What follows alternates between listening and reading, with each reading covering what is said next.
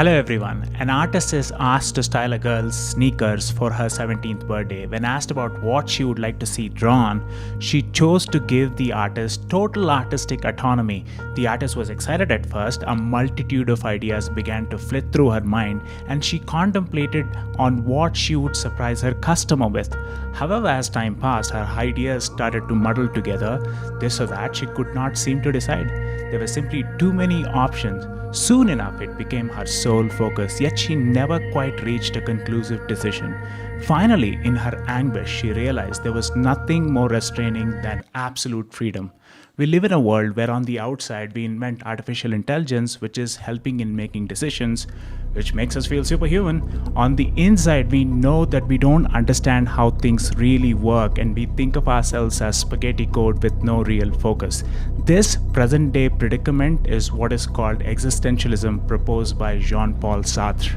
Unlike the Marvel superhero Thor's axe, Stormbreaker, envisioned, designed, created, and procured for the sole purpose of killing Thanos, its essence preceding its existence, we are thrown into this world, forced to contemplate our reason, looking for our purpose, and questioning our mere being. In other words, we human beings are condemned to be free.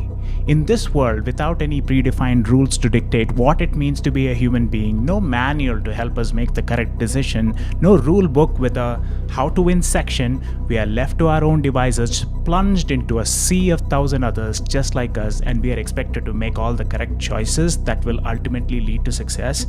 And this can be very daunting for every stage of our life, starting from when we developed cognizant awareness of ourselves of being a toddler to our dying breath. We are faced with choices. It is every one of these individual choices that ultimately contribute to our uniqueness, our distinction from the rest, and lay the groundwork for the purpose of our being.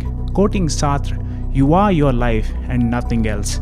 In these rapidly advancing times, we are ushered into making these choices and are led to believe that each one of these choices has a distinct consequence, some leading to joy and fulfillment, and others spiraling into an abyss of worthlessness and disarray. Choosing not to choose, too, is a choice in itself. After all, we are what Sartre calls being for itself. Due to this fact, we are solely responsible for ourselves. The words we speak, the path we pursue, our actions, our decisions, and everything in between. There is no recourse to, "Oh, but I had to do that." And as we all know too well, complete responsibility is unnerving. Sartre did this work in the 1940s, and his thinking was considered a nihilistic and a pessimistic doctrine. During the turn of events and birth of a new world post 1945, this thinking became optimistic and was based on individual action. He said, "The war really divided my life in two." Speaking of his time during the war, he described how he had lost his sense of isolation. "I suddenly understood that I was a social being. I became aware of the weight of the world and my ties with all the others and their ties with me." As Sartre himself noted, it was not his alleged pessimism that outraged people so much as his powerful optimism. His insistence that we are free to act, free to change the world, and hence we are responsible for the world as it is, responsible for war, starvation, and ability to create wealth, which he didn't insist but was inferred by all the capitalists who received this message with eagerness. The fact of this freedom, experienced not pleasurably but as anguish, is central to all of Sartre's work, as are the strategies we develop to deny our own responsibility, what he called bad faith. Stuck in this constant dilemma, we end up wasting more time contemplating, deriving the worst case scenarios, feebly trying to eliminate the unknown as much as we can, and by doing so we procrastinate, wasting precious time, the time that could have been otherwise spent doing something much more meaningful and productive. We live in uncertainty, doubting the decisions we make, hoping they will pave the path for an ideological greatness. Our modern society is replete with obsession for early achievement, and we watch as some of our peers make their way up by making all the seemingly correct choices, and we succumb to something that can only be absolutely life-ruining: self-doubt. Every time a challenge gets thrown our way, an unexpected turn of events do happen, and there is need to rise to the occasion, we have this feeling, a nagging thought. Will I make the right choice? Can I really do this? We doubt our own motives, abilities, and the will that it requires to cross, in some cases, to complete a task. We start conforming to the cultural norms and believing what society values is what we value, and how society defines success is how we must define success. We then start allowing our anxiety to take control and let society and institutions make our choices for us. We become bourgeoisified, the coddled generation. Instead of acts of valor in violent wars, we get interested in violent action-packed movies and video games.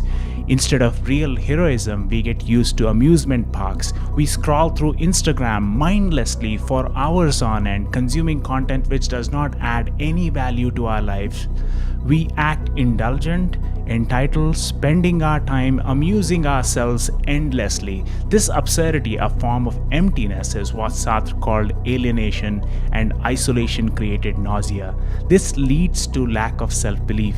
Dispirited and glum, we ask people for help and they say, you just need more confidence, more daredevilry, more moxie, more chutzpah. And so we resort to undermining others or comparing our achievements to those of the weakest around us. Something so unsustainable that will only lead to narcissism during good times and depression during the hard ones.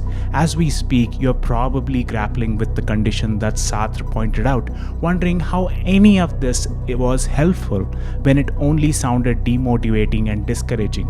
But we are here to tell you it doesn't have to be that way. Sartre always defined the world as is. Self-doubt is not that detrimental at all if we allow great ideas to comfort us with the understanding that there is no intrinsic right choice. Unlike the axe, you're not born to be one way and destined to fail if you choose something else. The world is your stage and you must revel in the fact that you can be whoever you want to be. The key to harnessing self-doubt starts with self-efficacy, or our confidence in our ability to set ourselves up for success. We must allow these principles to motivate us to choose our path and then make choices that act consistently and assuredly with our decision. So starting from today, make the peace with your dilemmas and let go of your inhibitions. Revamp your life. Do the job that you always dreamt of. Pick up the book you always wanted to read. Kickstart the startup you were too scared of pursuing. Choose a life that is fueled by distinct and unique purpose that you have handcrafted for it. Start using your freedom of choice to the absolute optimum. Harness your self-doubt effectively to focus and improve performance, and never let complacency get in the way. Look deeper into setbacks and assess newer strategies, and develop an open mind to solve problems. Be comfortable in your decisions and execute them with all the confidence you can muster. As Leo DiCaprio of all people said, if you enjoy what you're doing, you're already ahead of most people. Live a life that is genuinely uplifting and not be dictated by fear, anxiety, or coercion. That is how Michael Jordan and MS Dhoni became who they became. Limits, like fears, are often just an illusion.